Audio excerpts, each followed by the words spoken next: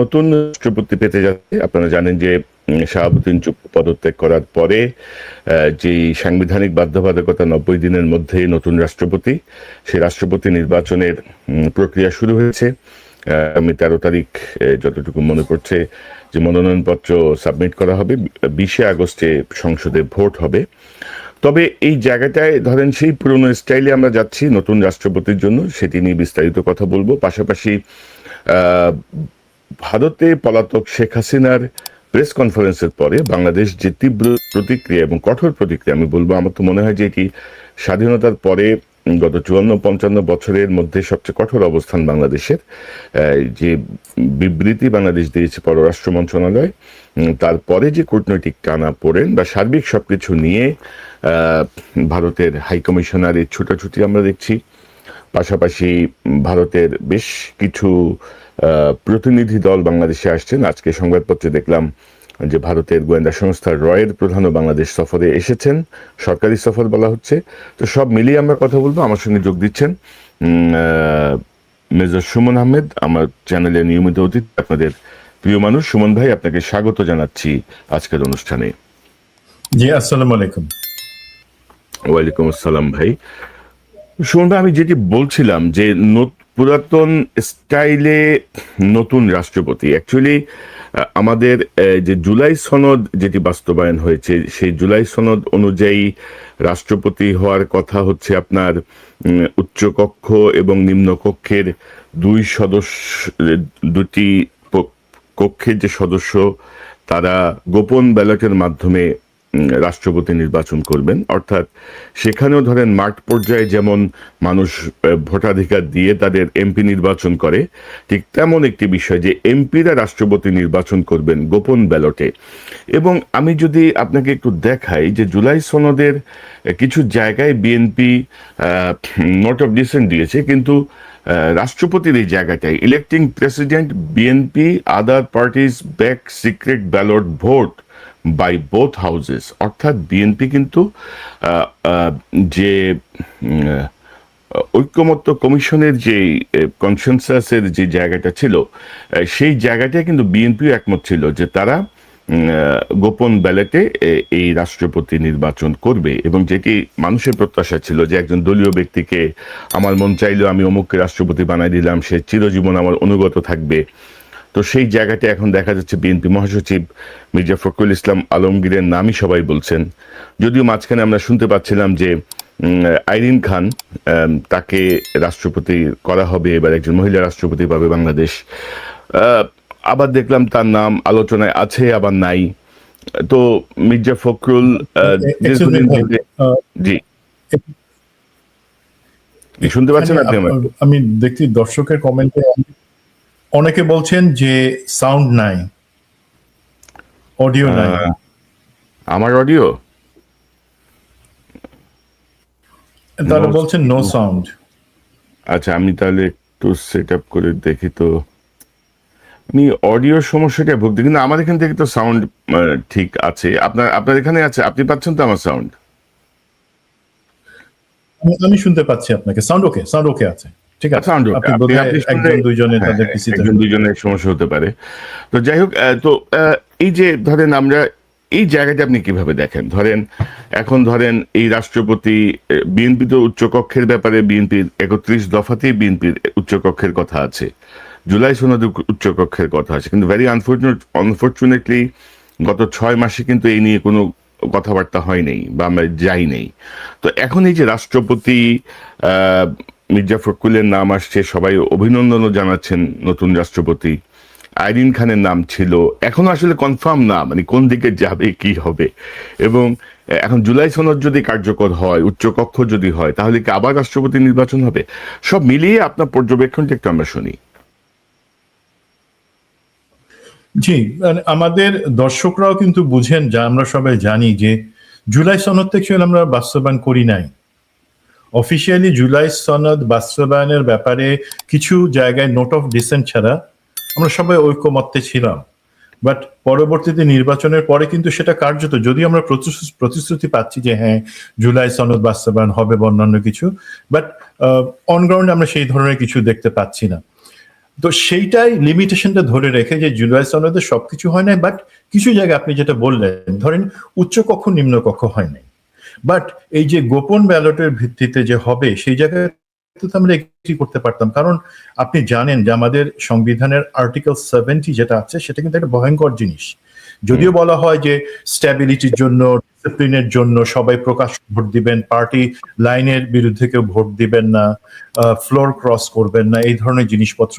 তো স্বাভাবিকভাবেই যে সংখ্যাগরিষ্ঠ দল সে তার সংসদ সদস্যপদ রাখার জন্য প্রত্যেক সদস্যই পার্টি যাকে ঠিক করে দেয় তাকে দিবে, এর বাদে তারা অন্য কিছু চয়েস করবেন। এখন যখন এইটা বাস্তবতা, তখন আমরা কি আশা করছিলাম যে ধরেন বিএনপি থেকে বলা হচ্ছে যে তারা মির্জা ফখরুলকে সম্ভবত রাষ্ট্রপতি হিসেবে চাচ্ছেন, আবার 11 দলীয় জোট থেকে গতকালকে ডক্টর অলি আহমেদকে তারা বলেছেন যে তারা তাকে মনোনয়ন দিচ্ছেন। তো এই জায়গাটা অ্যাকচুয়ালি আমার কাছে মনে হচ্ছে যে একটা মানে বাচ্চাদের খেলার মতন, যে দেখো দেখো বিএনপি একজন রাজাকারের ছেলেরে দিছে, আমরা একজন বিশিষ্ট মুক্তিযোদ্ধাকে দিছি। এই ধরনের জিনিসপত্র আসবার আগে আমরা কি আশা করছিলাম, যে আমরা জানি যে যখন আর্টিকেল 70 এক্সিস্ট করতেছে সেটা আমরা চেঞ্জ করি নাই, এবং সেই ক্ষেত্রে আমরা পারতাম বিএনপি না হোক অন্তত জামাত এনসিপি তারা বলতে পারতো যে দেখো আমরা এই 3 থেকে 4 জনের নাম দিচ্ছি যারা দলীয় না, যাদের দলীয় পরিচয়, সেটাও কিন্তু একটা ডিমান্ড ছিল। কি ছিল জুলাই সনদ? শুধু নির্বাচন না, সেটা রাষ্ট্রপতি যিনি হবেন তিনি দল নিরপেক্ষ। 2 নাম্বার জিনিস হচ্ছে রাষ্ট্রপতি এবং প্রধানমন্ত্রীর পদ, তাদের কাজ, তার মধ্যে ভারসাম্য আনতে হবে। সেগুলার ইম্পর্টেন্সের কথা চিন্তা করে জামাত এনসিপি কিন্তু বলতে পারতো যে দেখো আমি বলছি মাহমুদুর রহমান, আমি বলছি আরো কেউ, ইভেন আইরিন খান, ইভেন সুশাসনের জন্য নাগরিকের বদিউল আলম মজুমদার, তাদের কথা বলতে পারতো তারা যে দল নিরপেক্ষ যারা আছে এমন 4-5 জনের নাম দিয়ে যে তোমরা যদি এর মধ্যে থেকে একজনকে এগ্রি করো আমরা সবাই মিলেই তাকে করবো, আলাদা আলাদা কোনো কিছু হবে না। ইভেন তার মধ্যে কর্নেল অলির নামও থাকতে পারতো, অসুবিধা নাই, বাট একটা প্যানেল তারা প্রপোজ করতে পারতো, যেটা আমরা আশা করছিলাম যে বিএনপি পারে নাই, দলীয় সংকীর্ণতার মধ্যে গেছে, সেই জায়গায় তারা কিন্তু এটা প্রপোজ করতে পারতো। এটাই বিউটি অফ দ্য ডেমোক্রেসি হতো। তো আর মেজর হাফিজের ব্যাপারে ইনফ্যাক্ট সব পক্ষ থেকে একটা সমর্থন ছিল উনি হইলে, বাট আমার মনে হয় উনি যেইভাবে খুব ভালোভাবে বা কার্যকরীভাবে সংসদটাকে চালাচ্ছেন সেই জায়গায় ওনার ফেরত যাওয়া উচিত না। তবে ধরেন জি আমি একটু অ্যাড করে দিই, ধরেন মেজর হাফিজ পার্মানেন্ট করলেই হতো, কারণ মেজর হাফিজ ধরেন স্পিকার হিসেবে একটা স্ট্যান্ডার্ড সেট করছেন। রাষ্ট্রপতি হিসেবে আমরা এখনই পলিটিক্যাল যেই পূর্বাভাস দেখছি, মানে আমাদের ভারতের ভূমিকা বা সকল কিছু মিলিয়ে, দেশের ভেতরের গুটু চালাচালি সবকিছু মিলিয়ে সামনে যে সংকট যে আসছে এই ব্যাপারে নিঃসন্দেহ একটা সংকট তো আসবে। তো সেই সংকটের মোকাবেলায় মানে আমার এমন একজন ব্যক্তিকে দরকার যিনি একই সঙ্গে বাংলাদেশে গ্রহণযোগ্য, একই সঙ্গে ইন্টারন্যাশনালি অ্যাকসেপ্টেড, কানেক্টেড, সবকিছু মিলিয়ে। এবার আপনি একটু বলেন। জি জি জি সেই জায়গাটা অবশ্যই আমি ওপেন রাখতে চাই, বাট আমি আপনাকে আমার কনসেপ্টটা বলি। আপনার হাতে ধরেন আপনি যুদ্ধে গেছেন, আপনার হাতে একটা পিস্তল আছে, একটা রাইফেল আছে, আর একটা হচ্ছে মেশিন গান। আপনার সব থেকে বড় যে অস্ত্র কার্যকরী মেশিন গান, এখন সেটা তো আপনি মেশিন গানের মুখের মধ্যে কাপড় পেঁচায় সেটাকে বন্ধ করে রাখবেন না। ব্যক্তি হিসাবে, পলিটিশিয়ান হিসাবে, একজন ঝানু সিনিয়র পলিটিশিয়ান হিসেবে, বিএনপির অভিভাবক হিসেবে উনি কিন্তু যদি রাষ্ট্রপতির জায়গায় যান ওনার হাত পা বাঁধা হয়ে যাবে ভাই। কারণ আমরা এই যে বললাম আমাদের তো জুলাই সনদ আমরা বাস্তবায়ন করি নাই, সেই বাস্তবতা স্বীকার করে নিতে হবে যে একজন মেজর হাফিজ অবসরপ্রাপ্ত, যিনি এখন একটা আইকনিক ফিগার হয়ে গেছেন, যিনি দলমতের উপরে উঠে সংসদকে পরিচালনা করছেন, সেখানে তার সুযোগ আছে। বাট যখনই উনি রাষ্ট্রপতির জায়গায় তাকে বসে দেওয়া হবে, ভাই রাষ্ট্রপতি পদটা কি করা হয়েছে বলেন তো? এই যে মির্জা ফখরুলের নাম বলা, অ্যাজ ইফ ও তুমি ভালো কাজ করছো, এই নাও ললিপপ খাও, তোমাকে রাষ্ট্রপতি পদটাকে একটা ললিপপ বা ক্যান্ডির জায়গা বলে দেওয়া হয়েছে। তুমি ভালো কাজ করছো, ওকে তুমি বুড়া হয়ে গেছো, তুমি you are a dead horse, তুমি সেখানে বসে চকলেট খাও। আমরা তো সেটা চাই নাই ভাই। আমরা চাচ্ছি যে রাষ্ট্রপতির পদটাও একটা ইফেক্টিভ পদ হোক, এবং সেই জায়গায় আমরা এফেক্টিভ সেইটা যতক্ষণ পর্যন্ত না হয়। যদি আজকে জুলাই সনদের বাস্তবায়ন হতো আমি বলতাম major Hafiz would have been the right choice, but সেটা তো হয় নাই। আপনি মেজর হাফিজের মতন একজন অ্যাসেটকে, অভিভাবককে দল নিরপেক্ষ যিনি ভূমিকা রাখছেন তাকে রাষ্ট্রপতি জায়গায় নিয়ে কিন্তু আপনি ডাম্প করে দিবেন। তো সেই জায়গা থেকে আমি মনে করি আচ্ছা, উনি একটা ভালো চয়েস অবশ্যই, বাট সেটা না। এখন বিএনপি মির্জা ফখরুলের কথা বলছে, মির্জা ফখরুল কিন্তু ব্যক্তি হিসেবে তাকে আমি পছন্দ করি। রাজনৈতিক অবদান যেটা বিএনপির জন্য, বিশেষ করে 2009 এবং পরবর্তী তিনি যখন পার্মানেন্টলি সেক্রেটারি জেনারেল হলেন, মহাসচিব হলেন, তখন থেকে কিন্তু উনি অনেক কিছু করছেন বিএনপির জন্য, দেশের জন্য। এখন সেটা ওনার প্লাস পয়েন্ট। সজ্জন মানুষ উনি, ব্যুরোক্র্যাট, সেখান থেকে পলিটিশিয়ান। এখন উনি হইলে পরে এবং বিএনপি তাকেই রাখলে পরে সেটা হয়ে যাবে, আমি ধরে নিচ্ছি হয়তো। বাট কিছু সমস্যাও আমি একটু দেখতে পাচ্ছি। যেমন এক হচ্ছে, আমরা তো পলিটিক্যাল কাউকে চাচ্ছিলাম না, আমরা চাচ্ছিলাম দল নিরপেক্ষ একজনকে রাষ্ট্রপতি হিসেবে। 2 নম্বর হচ্ছে, বিএনপি কিন্তু দলগতভাবে ওনাকে যদি রাষ্ট্রপতি দেয়, মহাসচিবের জায়গায় ক্ষতিগ্রস্ত হবে। আরেকটা জিনিস আছে যেটা আপনার কাছে ফানি মনে হতে পারে, বাট আমার কাছে ফানি না। এই যে আছে ফাহাম আব্দুল সালাম, যিনি জামাই কোটায় বুদ্ধিজীবী নামে লোকে যা বলে, বাট তার লেখা যথেষ্ট শক্তিশালী। এখন সমস্যা হচ্ছে কি, আমার একটা ভয় যে আমাদের রাষ্ট্রপতির যে অফিসটা বা সেইখানে যে জায়গাটা, সেই জায়গার কিছু ইনফরমেশন পাবলিকলি চলে আসবে।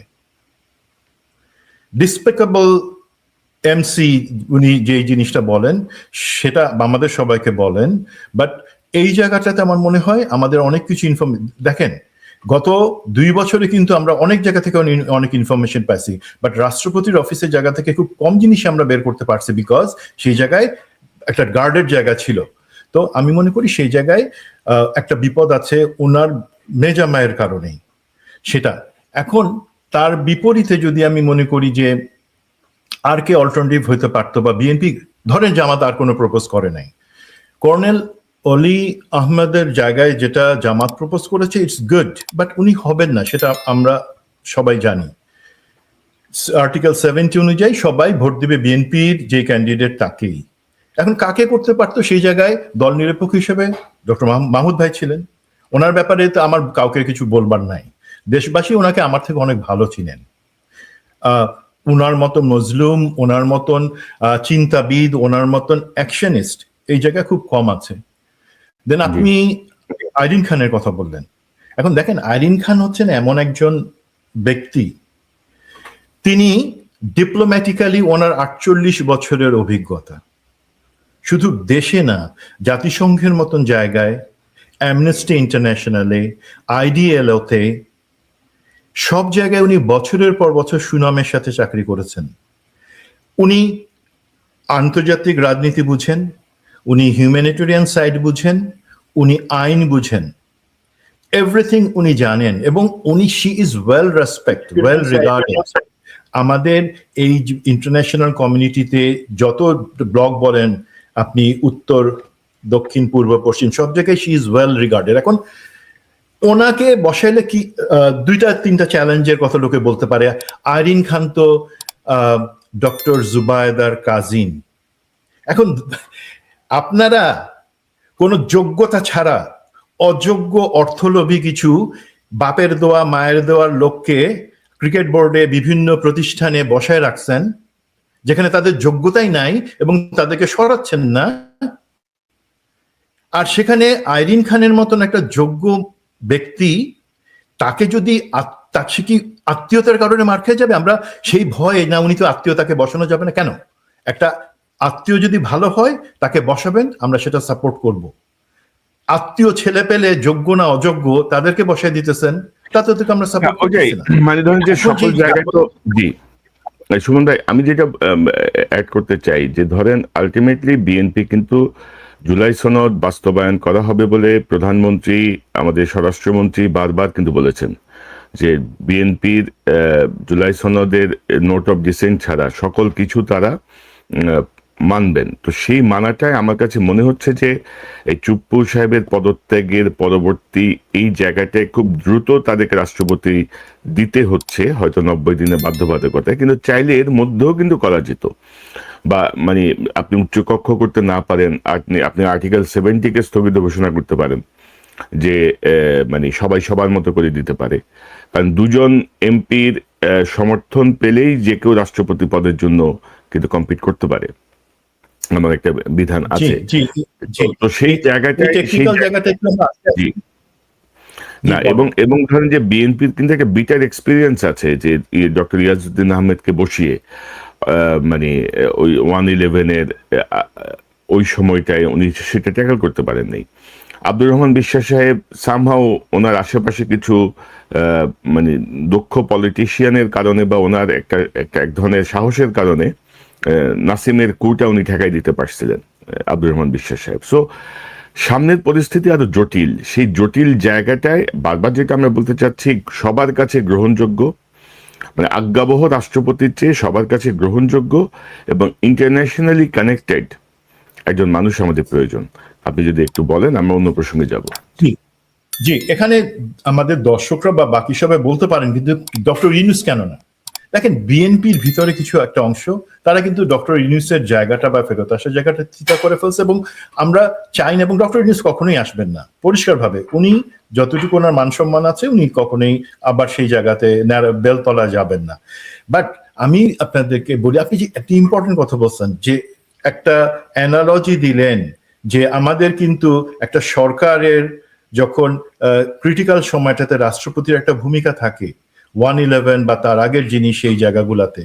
তো দেখেন কি সুবিধা হবে। আমি তো বললাম যে একটা ক্রিটিক্যাল জায়গা আত্মীয়র মধ্যে থেকে কাউকে বসাবো, বা আত্মীয়র মধ্যে উনি উনি আত্মীয় হিসাবে 48 বছরে মানে সুনামে শিখরে যান নাই আইরিন খান।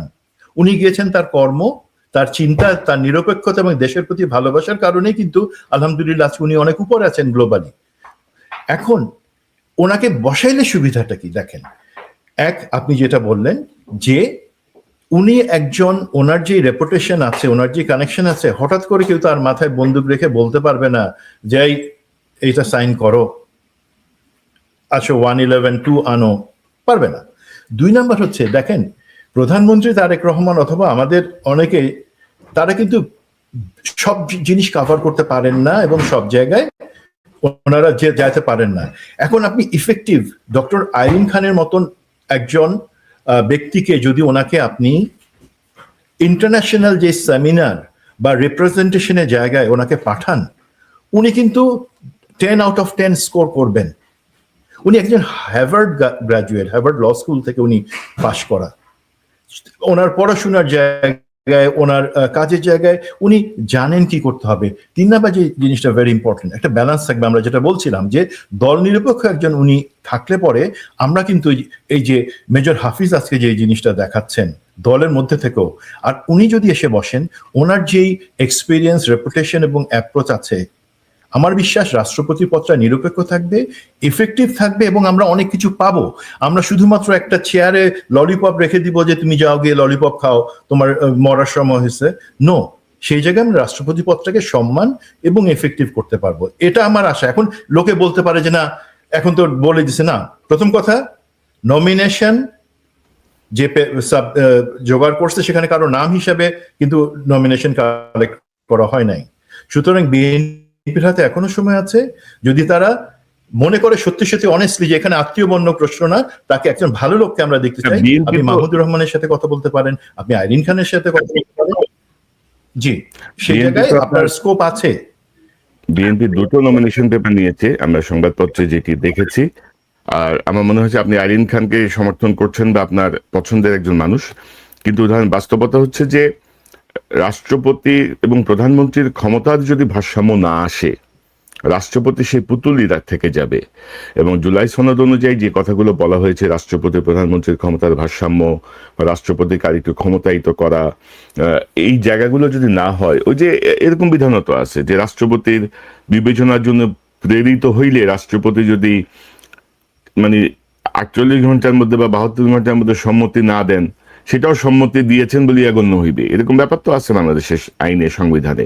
সো আমরা চাই যে আইরিন খান একটা চয়েস হতে পারে, যেহেতু তার নাম আলোচনা এসছে। শুধু আত্মীয়র কারণে, আত্মীয় ভরে আছে পুরা সরকারে, আত্মীয় আর চামচায় ভরে আছে পুরো সরকারে, তো সেখানে শুধুমাত্র অযোগ্য আত্মীয়, আমি বলবো অযোগ্য অযোগ্য আত্মীয়, জি জি অযোগ্য জি, আত্মীয় আপনাকে সব জায়গায় করে রাখছেন। যোগ্য ভরে একজন রাখছে, আত্মীয় বসেন, আমরাই সাপোর্ট করব। যোগ্য আমরাই একজন সাপোর্ট, মাহমুদুর রহমানকে আনেন, আমরাই সাপোর্ট করব। বিরোধী রাইট। দল সাপোর্ট করবে। আর ইতিমধ্যে আপনি জানেন যে মির্জা ফখরুল ইসলাম আলমগীর বেশ কয়েকবারই বলেছেন যে তার শারীরিক অবস্থা ভালো না, তিনি রাজনীতিও করতে চান না, অবসরে যেতে চান। তো মির্জা ফখরুলকে মূল্যায়ন করা উচিত, বাট সংকট, আমি আমার আমার অ্যাকচুয়ালি সুমন ভাই, পুরো বিষয়টা হচ্ছে আমি ব্যক্তিগতভাবে কাউকে সমর্থন বা অসমর্থন করছি না। আমি চাচ্ছি যে এমন যোগ্য কেউ বসুক, যেটি আমি প্রজেক্টেড দেখছি, আপনিও দেখছেন, আপনার আপনার সঙ্গে আমার যখন পার্সোনালি কথা হয়, যে সামনের যে সময়টা আসছে সেই সময়টায় রাষ্ট্রপতির ঘাড়ে যখন পুরো রাষ্ট্র যে চেপে বসবে, মানে রাষ্ট্রের দায়িত্ব যখন চেপে বসবে, তখন আসলে কিভাবে তিনি অ্যাক্ট করবেন, কারণ আমাদের অতীতের অভিজ্ঞতা ভালো না। তো এখন দেখা যাক, আমরা আমাদের বার্তা পৌঁছাই দিচ্ছি, বিএনপি কি করে, বিএনপি যা বুঝে সেটাই করবে। আমাদের তো কিছু করার নেই। তো আমরা দেখছি যে ভারতের সাথে বাংলাদেশের একটা কূটনৈতিক টানাপোড়েন শুরু হয়েছে সুমন ভাই।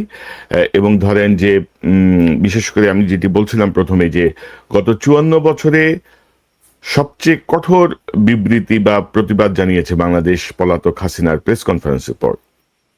এখন আমরা দেখছি ত্রিবেদী দৌড়াদৌড়ি করছেন, পররাষ্ট্রমন্ত্রীর সঙ্গে বৈঠক করছেন, আজকে প্রধানমন্ত্রীর সঙ্গে বৈঠক করেছেন, রয়ের স্টেশন চিফ, রয়ের স্টেশন চিফ না প্রধান, রয়ের প্রধান, তিনি বাংলাদেশে রয় প্রধান। এসেছেন, রয়ের প্রধান বাংলাদেশে এসেছেন।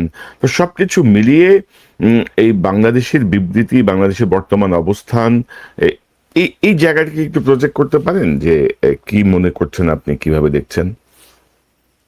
আচ্ছা ভাই, প্রথম কথা হলো আমি একটু শপথ নিয়ে নিই, যাহা বলিব সত্য বলিব, সত্য বই মিথ্যা বলিব না। কোনো জি, কিছু মন গড়া কোনো কথার এখানে স্কোপ নাই। ওকে, জিনিস এটা হচ্ছে, লেটস লুক ব্যাক। মানে যেই টানাপোড়েনের কথা বলছেন, বা ইভেন আমাদের ৩৬শে জুলাই উপলক্ষে ২ বছর পূর্তি উপলক্ষে যেই মানে একটু দুঃখজনক কিছু ঘটনা ঘটে গেল, সেই জায়গাগুলো অ্যাকচুয়ালি যা দেখছি সেগুলো কিন্তু শুরু ভাই বেশ কয়েক মাস আগে। আর আপনার কথাটা আনলাম যে ইদানিং টানাপোড়েন বাংলাদেশ ভারতের মধ্যে, এই হাসিনার যেই পিরিয়ডটা ছিল ১৫ বছর, এছাড়া সবসময় কিন্তু একটা টানাপোড়েন ছিল। ভারত ব্যক্তিগত দেশ হিসেবে বিশ্বাস করে, ভারতে সেই যেই সরকার থাকুক না কেন, আপনি হাসিনার কেলানো বিভিন্ন ছবি যদি দেখেন, 10টা কেলানো ছবি আছে, মোদির কোলে কোনো ছবি পাবেন না, কিন্তু ওটা কার্টুন আছে। বাট আপনি দেখবেন কংগ্রেস নেত্রী সোনিয়া, তার ছেলে মেয়ে রাহুল, প্রিয়াঙ্কা, তাদের সাথে মানে কেলাতে কেলাতে পড়ে যাইতেছে, সেই ধরনের ছবি। মানে অ্যাকচুয়ালি আমরা কিন্তু বুঝতে ফেল করি, আওয়ামী লীগকে ভারত অ্যাজ এ নেশন, হিন্দুত্ববাদী নেশন, তারা সেটা কংগ্রেস হোক, বিজেপি হোক, যেই পার্টি হোক, তারা বিশ্বাস করে বাংলাদেশ হচ্ছে তাদের একটা করদ রাজ্য। বাংলাদেশ কিভাবে চলবে সেটা তারা ঠিক করবে। বাংলাদেশে যদি কোনো পলিটিক্যাল পার্টি বা সরকার থাকতে চায়, সেটা হবে আওয়ামী লীগ। এর বাদে আর কোনো ধর্ম নাই, এর বাদে আর কোনো দল নাই।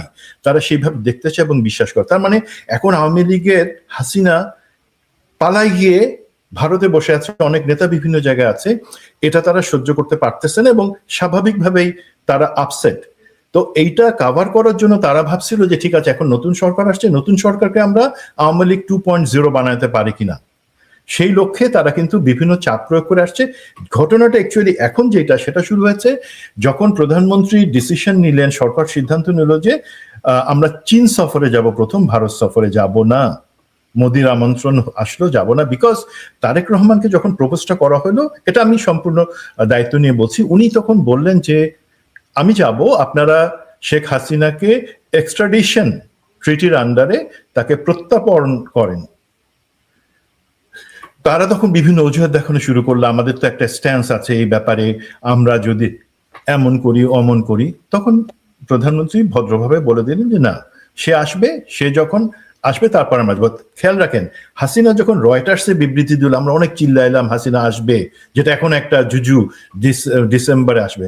ভাই, এটা কিভাবে হয়েছে আমি বলি।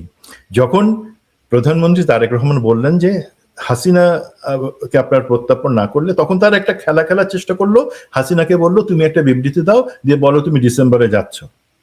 সেটা দিল। বাংলাদেশ থেকে বলা হলো ভাই এখানে তো তার প্রত্যাবর্তন বা সীমান্ত দেশে হাঁটতে হাঁটতে ঢুকবে, দৌড়াতে দৌড়াতে শাড়ি পরে ঢুকবে, সেটা তো আমরা বলি নাই। সে একজন দণ্ডপ্রাপ্ত ফাঁসির আসামি, তাকে তোমার ফেরত দিতে হবে প্রত্যর্পণ চুক্তির আন্ডারে। তখন তারা খেলা শুরু করলো। মোদি যে জিনিসটা তার অজিত দোভালকে বলল, যে পরিষ্কারভাবে বলল যে উসকো ওয়াকাত দেখা দাও, মানে আমাদের প্রধানমন্ত্রী তারেক রহমানকে যে তার জায়গা দেখায় দাও, যে ভারতের বিপরীতে তার জায়গাটা কি। তখন তারা শুরু করলো কি বিভিন্ন ধরনের, আপনি দেখবেন বিবৃতি, বিভিন্ন ধরনের সমস্যা, বাংলাদেশের সাথে কূটনৈতিক টানাপোড়েন।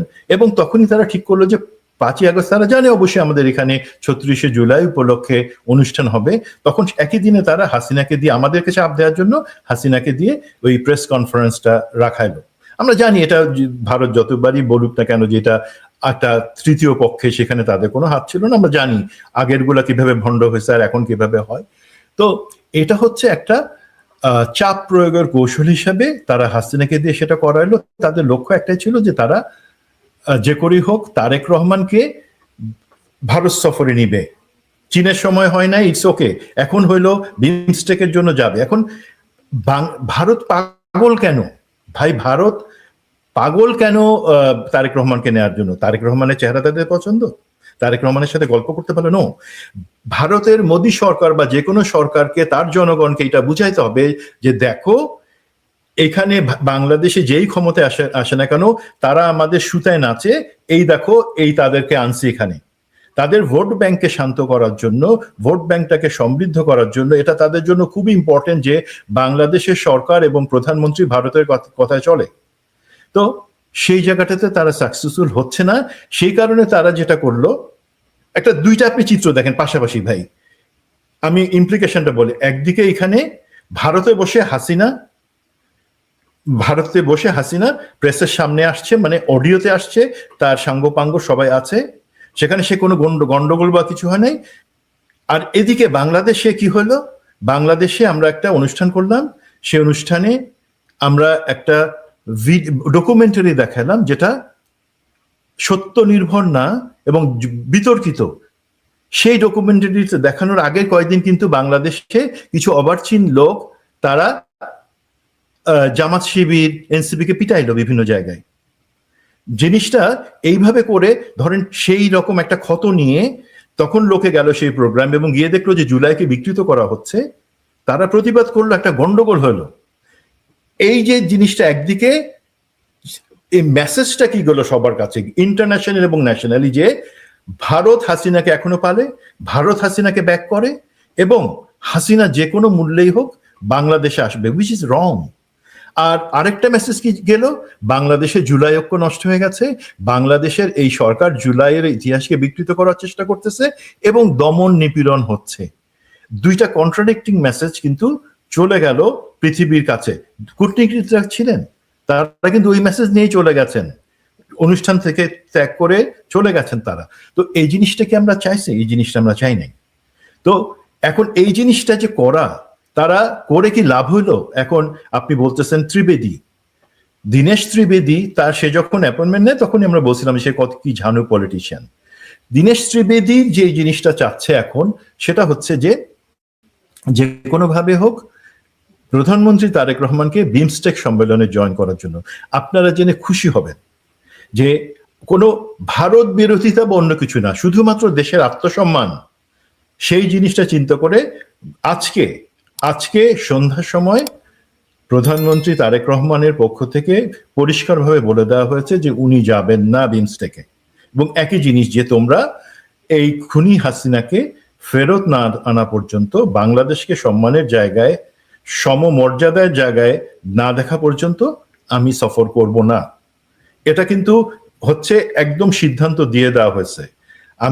আপনি যেটা বললেন যে যুগান্তকারী একটা স্টেটমেন্ট দেওয়া হয়েছে 5 তারিখের পরে পররাষ্ট্র মন্ত্রণালয় বা সব জায়গা থেকে, আমি ওটা অ্যাপ্রিসিয়েট করি। বাট আপনি একটু খেয়াল করে দেখেন তো, সত্যি কি এটা এত হাত তেলে? আমরা তো ওই রিয়ার স্টলে বসে ভাই ছোটবেলায় এই ওয়াসিম জসিমের মানামারি হলে হাততালি দিতাম, শীষ দিতাম শুধু, হ্যাঁ।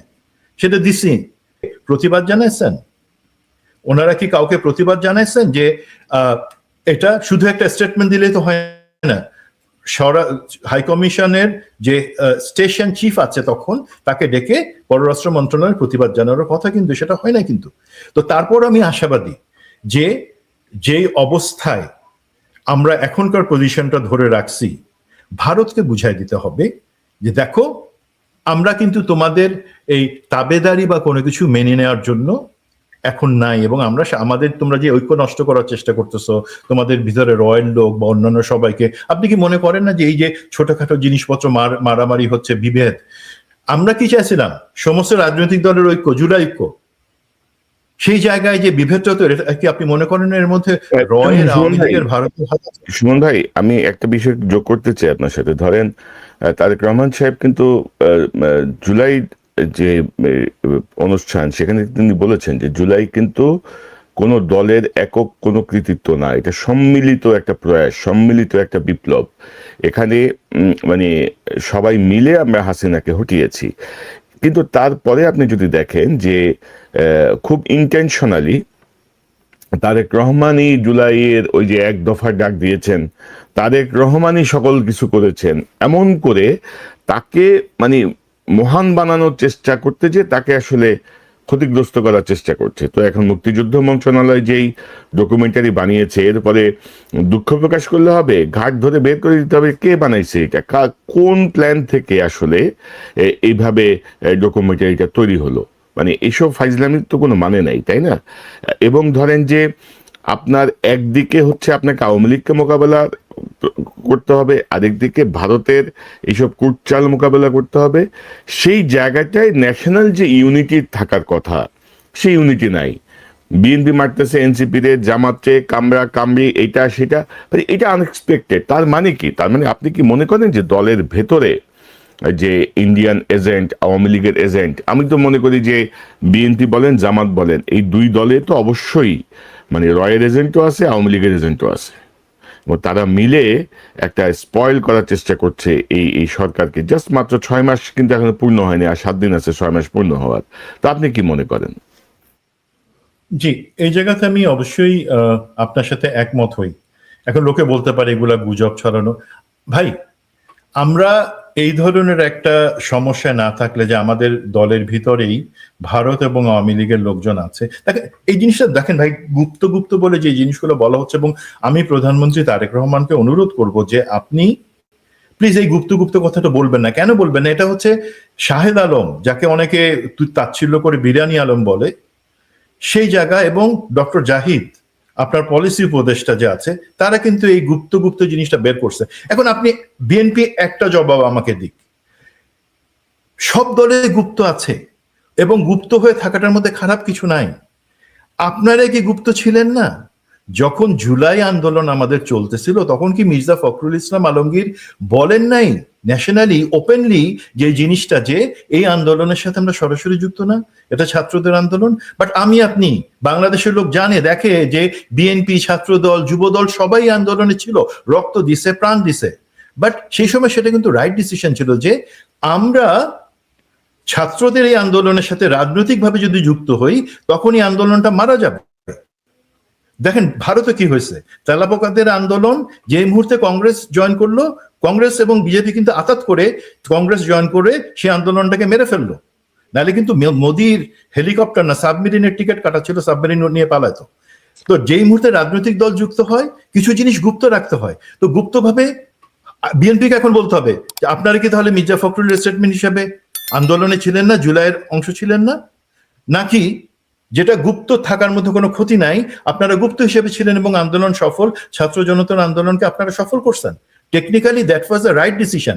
এখন বিএনপির ভিতরে ভাই গুপ্ত যে আছে, কারা কারা 5 লাখ টাকা পায়, তো শাহনাজ একটা প্রোগ্রামে বলে দিচ্ছে কিন্তু, এবং আমরা সেটা জানি যে কে কিভাবে ভালোভাবে আরাম করেছিলেন, কাদের ইন্ডাস্ট্রি কোনো কিছু হাত দেন। এখন সেই জায়গাগুলোতে বিএনপি কে হাত দিবে, শুদ্ধি অভিযান চালাবে?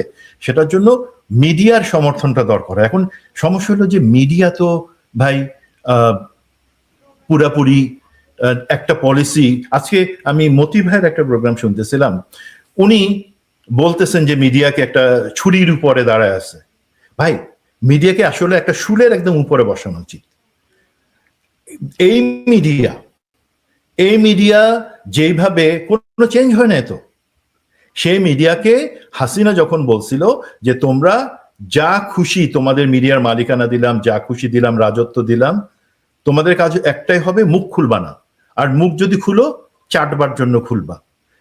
তখন চাটছে, এখন নতুন ভাবে চাটতেছে তারা তাদের দাবি হচ্ছে সোশ্যাল মিডিয়াতে বা আপনারা যারা অ্যাক্টিভিস্ট আছেন তারা গুজব ছড়াচ্ছেন, আর মেইন স্ট্রিম মিডিয়া এই গুজব ছড়ানোর কারণে পাত্তা পাইতেছে না। ভাই, মানুষ কি এত বোকা যে যাচাই করতে পারে না যে কারা চাটতেছে আর কারা অ্যাকচুয়ালি চোখ খুলে দিচ্ছে? মানে সুমন ভাই, মতি ভাই কি জানি না, মতি ভাই ইদানিং কিছু কাজ করে ধরেন। ভাই মতি ভাইয়ের কথা শেষ করি। এই যে উনি সখী, এই চুপ্পুকে দিয়ে কিন্তু ভয়ঙ্কর উনি একটা কাজ করেছেন। উনি চুপ্পুকে দিয়ে এই হাসিনা রিজাইন করে নাই সেই ধরনের একটা ধারণা প্রচার করছেন। তাতে সমস্যাটা কি হলো? উনি কি বলতে চাইছেন, মতি ভাই এবং চুপ্পু মিলে কি বলতে চাইছে যে হাসিনা এখনো প্রধানমন্ত্রী, দেশে অন্তর্বর্তী ইউনূস সরকার অবৈধ ছিল, নির্বাচন অবৈধ, তারেক রহমান সরকার অবৈধ এবং হাসিনার ফাঁসি অবৈধ? উনি কি এটা জায়েজ করতে চাচ্ছেন? সো প্লিজ, আমরা অনেক কিছু জানলে অনেক কিছু বুঝলে পরেও অনেক জিনিস বাজারে ছাড়া উচিত না। মতি ভাই আমার শ্রদ্ধেয় মানুষ ছিলেন, ওনার প্রতি সম্মান রেখে বলছি, প্লিজ আপনার সংযত করেন আপনার হাত অথবা জিহ্বা। এই বিষয়টা আসলে মতি ভাইয়ের সঙ্গে আমার খুবই ভালো সম্পর্ক বাংলাদেশ থেকে এবং পরবর্তী সময়, কিন্তু বাস্তবতা হচ্ছে উনি এই হাসিনার পদত্যাগ নিয়ে দুটো রিপোর্ট করেছেন। একটি হচ্ছে শাহাবুদ্দিন চুপ্পুর ইন্টারভিউ নিয়ে, আর একটি হচ্ছে তিনি বলেছেন যে হাসিনা ওই পদত্যাগপত্র নাকি ব্যাগের মধ্যে রেখে হেলিকপ্টারে চলে গেছিল, পরে আবার এক ব্রিগেডিয়ার যে ওই ব্যাগ এনে দিচ্ছিল। এগুলো আসলে ধরেন এগুলোর কোনো বেসলেস স্টোরি, এবং উনি কেন এই বিষয়টাকে বারবার সামনে আনতে চাচ্ছেন আমি জানি না। তিনি কারো দ্বারা প্রভাবিত হচ্ছেন কিনা বা অন্য কোনো বিষয় কাজ করছে কিনা। আমি একটা জিনিস একটু কভার করে নিই। আপনি বলছিলেন র এর যে চিফ আছেন পরাগ জৈন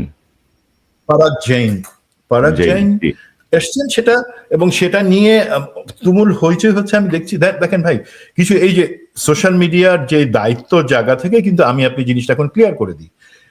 এটা বাস্তবতা যে সে বাংলাদেশের আমন্ত্রণে আসছে, লুকায় আসে নাই। হাসিনার যে পরিকল্পিত লুকায় সুড়ঙ্গ দিয়ে আসবে গরুর উপর বসে, সেই ধরনের কিছু না। সে বাংলাদেশে ডিজিএফ এর আমন্ত্রণে আসছে।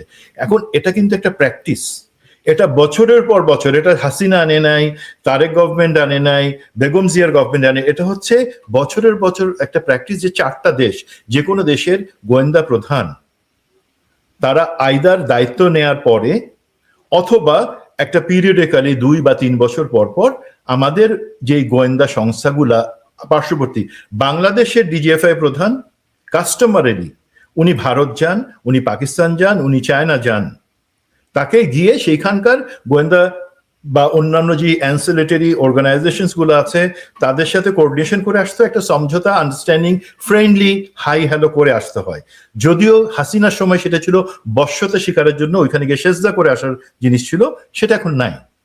এবং তেমনি ভাবে ভারত, পাকিস্তান, এবং যখনই আসে আমরা চিৎকার করি কেন আসলো না, এটা কাস্টমারেরই এই গোয়েন্দা বাহিনীগুলা একজন আরেকজনের দেশে যায়, হাই হ্যালো করে জিনিসগুলো কোঅর্ডিনেশন করে, যে আমাদের এই ইন্টার বা রিজিওনাল যেই ইন্টেলিজেন্স শেয়ারিং সেগুলো কিভাবে চলবে, আমরা কিভাবে এক দেশ আরেক দেশকে হেল্প করব টেরোরিজম বা অন্যান্য জায়গাগুলো অ্যাড্রেস করবার জন্য। That is the thing. এখন একটা জায়গায় একটু ভুল করে ফেলছে, সেটা হচ্ছে আমাদের ডিজিএফআই ডিজি উনি যখন ভারতে গেলেন একই পারপাসে উনি গিয়েছেন, সেটা কার চিকিৎসা, মিডিয়া বলল কি তার স্ত্রীর চিকিৎসার জন্য বা তার চিকিৎসার জন্য, এটা বলা দরকার ছিল না। আমাদেরকে ওপেন হতে হবে যে তারা গেছেন, আলোচনা হয়েছে। তেমনি ভাবে ভারতের রয়ের প্রধান আসছে, ভারতের রয়ের প্রধান যখন লুকায় চুপি চুপি, বা অজিত দোভাল যখন চুপি চুপি সাইফুল ইসলাম বা জেনারেল শাহিন ওনাদের সাথে বা জেনারেল মুজিবের সাথে লুকায় চুপি চুপি কথা বলে, দ্যাট ইজ দ্য পয়েন্ট যেখানে আমাদেরকে ট্রিগার অন করতে হবে যে no, that is not right. But officially যদি আসে, সে একটা ওদের অর্গানাইজেশনের সেক্রেটারি, সে আসতেই পারে আমন্ত্রণে। এখন দেখেন ভাই, আমি কথাটা এই জন্য বলছি, অনেকে হয়তো বলবেন না কেন, এটা ভারতের হয়ে সাফাই না। আমাদেরকে এই সম্পর্ক রাখতে হবে। 2 নাম্বার, ডিজিএফআই, এনএসআই, এই অর্গানাইজেশন গুলা, এসবি, যেটাই বলেন না কেন, সেই অর্গানাইজেশন গুলাকে লোকে বলে এই করো ওই করো। আমাদের তো ভাই এই জিনিসগুলোকে কেটে গলা কেটে ফেলবো না, আমাদের এগুলো শক্তিশালী করতে হবে। বা আমাদের 55 বছরের ইতিহাসে প্রথম 2 বা 3 বছর বাদ দিয়ে, আমি ভাই আজকে একটা জিনিস বলি, আমি যেহেতু একটা বাহিনীতে ছিলাম এবং আমি গোয়েন্দা সংস্থাতে ছিলাম, আমাদের দেশটাকে ভারতের থাবা থেকে টিকায় রাখবার জন্য একটা বড় ভূমিকা কিন্তু সবসময় আমাদের এই ডিজিএফআই এনএসআই তারা রাখছে। আমরা সেই জিনিসগুলো জানি না বা এগুলো পাবলিকলি আলাপ করার বিষয় না, বাট জেনে রাখেন আমাদের ডিজিএফআই এনএসআই এবং সেনাবাহিনী কেপেবল অফ এই কুত্তার লেজে, যখন যেই কুত্তাটা বেয়াদব আমরা করতাম কি তারাবাতি জ্বালায় দিতাম, ওর আগুন সামলাইতে ব্যস্ত থাকতো। তো ভারত যখন আমাদের উপর আগ্রাসন, পার্বত্য চট্টগ্রামে বিচ্ছিন্নতাবাদীদের সহায়তা, আমাদের দেশে সিরিজ বোমা হামলাতে সহায়তা, সেই জিনিসগুলো করে যায়, তখন কিন্তু আমাদের এই অর্গানাইজেশন গুলাই আমাদের টুল আছে, ওদের লেজে আমরা তারাবাতি জ্বালাই দেই এবং দিতে পারি, সেটা আমরা জানি। এবং ইনশাল্লাহ সেটা করবার জন্য আমাদের দক্ষ, দেশপ্রেমিক এবং সরাসরি রাজনৈতিক কমান্ডের আন্ডারে বা সরকারের আন্ডারে ডিজিএফআই এনএসআই থাকতে হবে এবং সেগুলোকে শক্তিশালী করতে হবে, এর কোনো বিকল্প নাই। জি সুমন ভাই, ধরেন আমরা আমাদের গোয়েন্দা সংস্থার উপরে আস্থাশীল, আমরা জানি যে তারা অনেক কিছুই মোকাবেলা করেছেন। আমরা টেকনিক্যাল কারণে অনেক কথা হয়তো পাবলিকলি সামনে আনতে পারি না, বিশেষ স্বার্থে, দেশের স্বার্থে। কিন্তু বাস্তবতা হচ্ছে যে ধরেন রয়ের স্টেশন চিফ বা আইএসআই স্টেশন চিফ বা প্রধান বা যেই আসুক, এটা আসতেই পারে, এটা একটা পারস্পরিক রিলেশনশিপ, প্রতিবেশীদের মধ্যে এটা থাকতেই পারে নিরাপত্তা বা অনেক ইস্যুতে। কিন্তু সেটি যেন দাসত্বে পরিণত না হয়, যেটি আমরা হাসিনার আমলে দেখেছি। সেই জায়গাটা নিয়ে সোশ্যাল মিডিয়া অনেক সরব, যদিও আমি জাতীয় কোনো পত্রিকায় এখন পর্যন্ত এই সফর নিয়ে তেমন কিছু দেখি নাই। এবং আমার বক্তব্য হচ্ছে যে এই জায়গাটি আমার কোনোই আপত্তি নাই যে রয়ের প্রধান আসবেন, আইএসআই এর প্রধান আসবেন, যাবেন, আমাদের মধ্যে মানে কি বলবো, ভাব বিনিময় হবে, তথ্য বিনিময় হবে, এগুলো হতেই পারে, মানে এটা বৃহত্তর স্বার্থ হতেই পারে। কিন্তু আমরা যেন তাদের কাছে বিক্রি না হয়ে যাই। এবং আরো ভয়ের কথা হচ্ছে হাসিনার গত দুঃশাসনের সময় ফ্যাসিস্ট রেজিমে হাসিনা যেভাবে এই সংগঠনটিকে তোষণ এবং পোষণ করেছে, তাদেরকে যেভাবে ডিজিএফআই এর ভিতরে অফিস বসিয়ে দিয়েছিল, সেই জায়গাটা নিয়ে আসলে এখনো কতটুকু ক্লিয়ার হয়েছে আমরা জানি না। সেই জায়গাগুলো নিয়ে আপত্তি। এবং আপনি জানেন যে আমাদেরকে চীন বা টার্কি তাদের যুদ্ধ বিমান দেওয়ার ক্ষেত্রে তারা ভয় পায় যে বাংলাদেশের ভেতরে এখনো যেহেতু ভিনদেশি এজেন্ট হয়তো সক্রিয় আছে, যার কারণে হয়তো এই তথ্য মানে এই মেকানিজমটা, এই যুদ্ধ বিমানের যে মেকানিজমটা, এটা হয়তো হাতছাড়া হয়ে যেতে পারে। এই জন্য তারা দিতে চায় না, তারা বলে তোমরা পাকিস্তানে হেল্প নাও, ইত্যাদি ইত্যাদি। তো সেই জায়গাগুলো মিলিয়ে আমাদের কিছু ভয় তো থাকেই। এবং আমার আমি জানি না তারেক রহমান সাহেব এই জায়গাগুলো কতটুকু কঠোরভাবে অ্যাডজাস্ট করছেন বা করতে পারবেন। আশা করি তিনি পারবেন, সে প্রত্যাশা আমরা রাখি। তো আমরা আবার কি একটু প্রেসিডেন্সিয়াল বিষয়টায় যাই, প্রেসিডেন্টের বিষয়টা একটু আলোচনা করতে চাই। যে আমি বারবার যেটা বলতে চাচ্ছি, মির্জা ফখরুল ইসলাম আলমগীর, আইরিন খান, ডক্টর মাহমুদুর রহমান বা দেশপ্রেমিক একজন মানুষ রাষ্ট্রপতির পদে বসুক, যিনি সামনের ক্রাইসিস মোকাবেলা করতে সক্ষম হবেন, যাকে ইন্টারন্যাশনালি অ্যাকসেপ্ট করা হবে, যিনি দেশের মানুষের কাছে গ্রহণযোগ্য। আমরা কোনো ইয়াজউদ্দিন আহমেদের মতো কোনো বিপর্যয় সামনে যেন দেখতে চাই না। পাশাপাশি জুলাই সনদ থেকে যদি বিএনপি সরে আসে, আমি মনে করব যে এটা একটা ভয়ঙ্কর একটা ব্লান্ডার হবে। এখন যেমন তথ্যচিত্রে আপনি নাহিদ, সার্জিস, হাসনাতদেরকে বাদ দিয়ে বিএনপির প্রধানকে মহান বানানোর চেষ্টা করবেন, বলবেন যে তাদের কোনো ভূমিকাই ছিল না এমন একটা ভাব করবেন, পরে দুঃখ প্রকাশ করবেন। আমার মনে হয় যে এই বিষয়গুলো বিএনপিকে ক্ষতিগ্রস্ত করবে।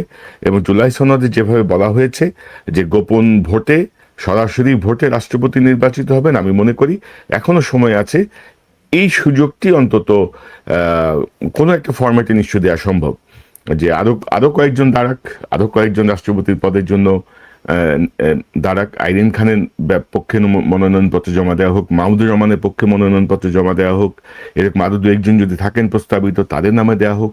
সংসদ সদস্যরা স্বাধীন ভোটে নির্ধারণ করবেন যে কে আমাদের রাষ্ট্রপতি হবেন ভবিষ্যতে। আপনি কি মনে করেন? এবং এটা কিন্তু জুলাই সনদ বাস্তবায়নের পক্ষে বিএনপির আগ্রহের জায়গাটা আরো এক ধরনের প্রতিফলন ঘটবে। আপনি কি মনে করেন সুমন ভাই? আগ্রহ তো শুধু না ভাই, এটা তো হচ্ছে বিএনপির একটা কমিটমেন্ট, তার ওয়াদা। আমরা তো ওয়াদার বরখালাফ বিএনপির কাছ থেকে আশা করি না।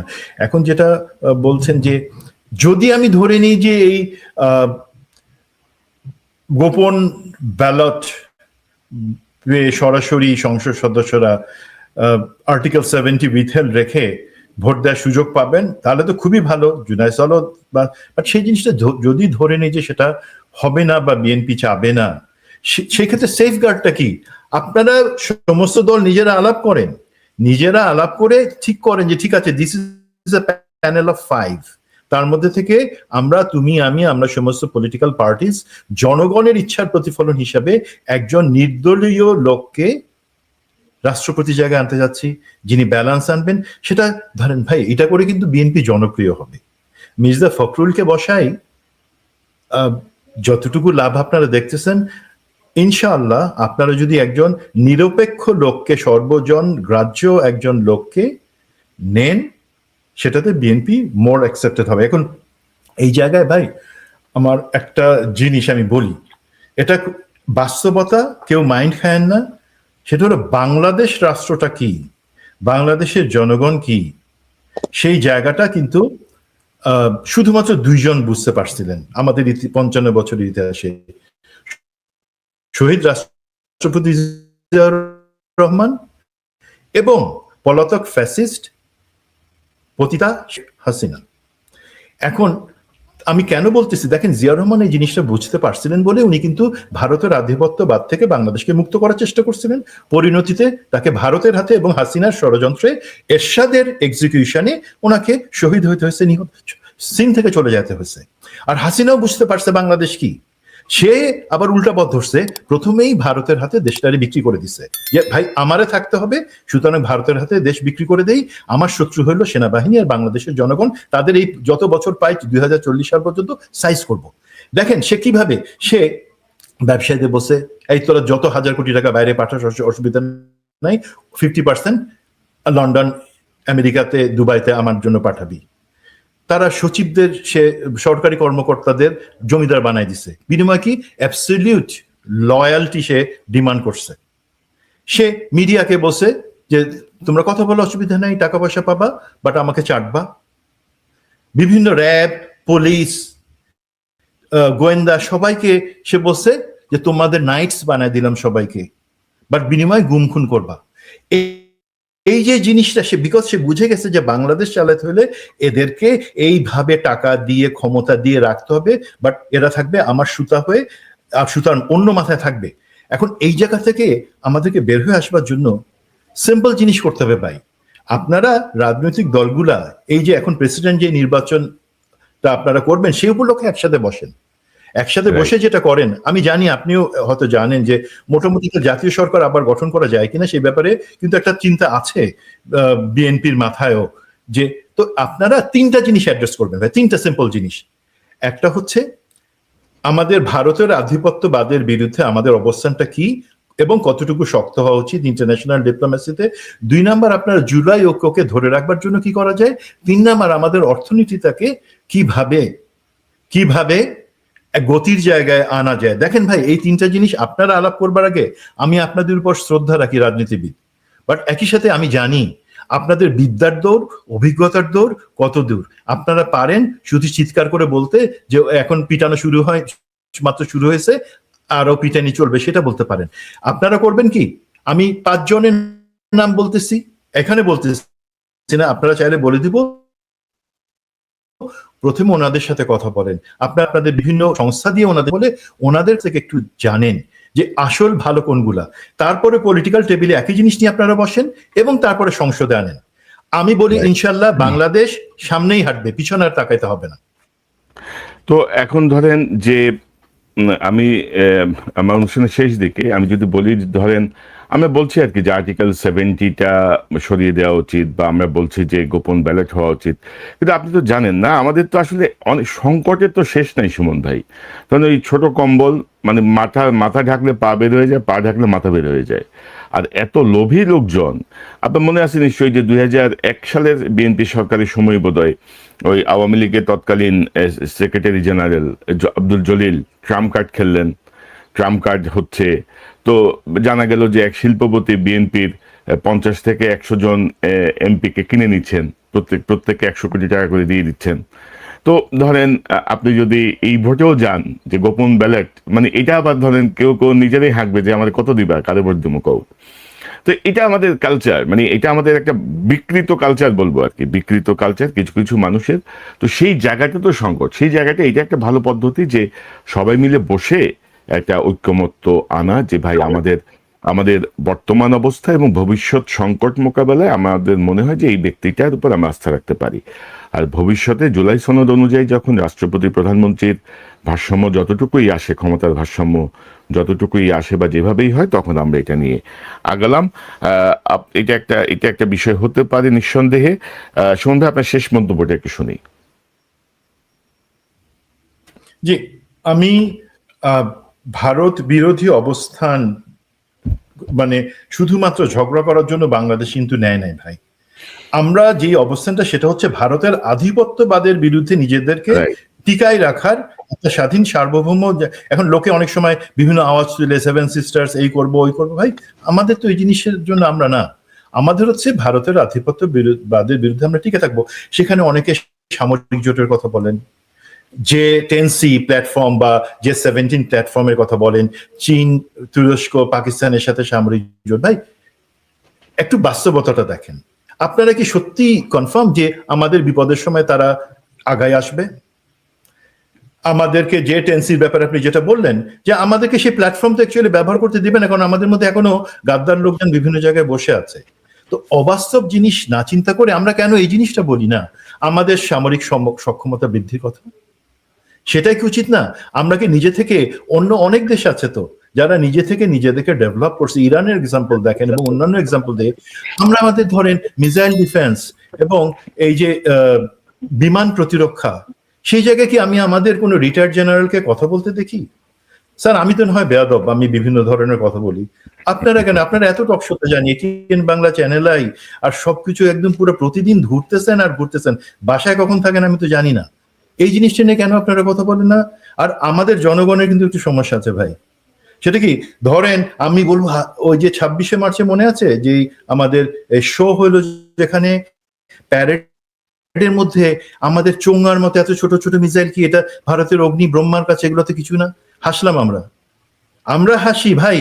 তাইলে বলেন, যখন ডিফেন্স বাজেট, এই প্রতিরক্ষা খাতে নিজেদেরকে উৎপাদনমুখী প্রতিরক্ষা, আমাদের সামরিক সরঞ্জাম যেটা নিজেরা তৈরি করব, আমরা রিসার্চ করব, সেই জায়গায় যখন আমরা সরকার বাজেট দিতে চায়, আপনারাই তো লাফায় উঠে মাঠ গরম করে ফেলেন যে কিসের জন্য প্রতিরক্ষা বাজেট বাড়ানো হইতেছে।